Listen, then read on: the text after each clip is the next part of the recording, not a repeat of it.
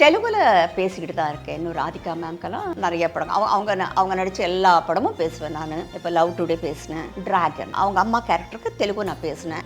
Okay. அதே கேரக்டருக்கு voice test கூப்பிட்டாங்க, நான் வரமாட்டேன்னு. அதே கேரக்டர் தெலுங்குல கூப்பிட்டாங்க, நான் பேசினேன். அவங்க தமிழ் அவங்க கூட அங்கே தான் இருந்தாங்க. நாங்கள் கூப்பிட்டா நீங்கள் வரல, நீங்கள் தெலுங்கு பேசுகிறீங்கன்னு.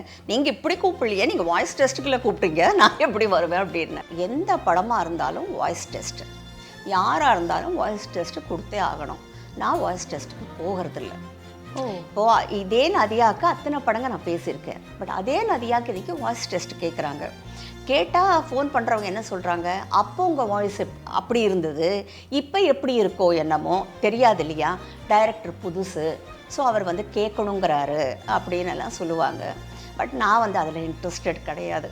அப்போ இருந்த நதியா எப்படி இருந்தாங்களோ நானும் அப்படி தான் இருந்தேன். இப்போ நதியா எப்படி இருக்காங்களோ இப்போ நானும் அப்படி தான் இருக்கேன். இதில் மாற்றம் என்ன இருக்குது? ஏஜ் தவிர வேறு மாற்றம் எதுவுமே கிடையாது இல்லையா. ஸோ நான் வாய்ஸ் டெஸ்ட்டுக்கு எல்லாம் போகிறது கிடையாது.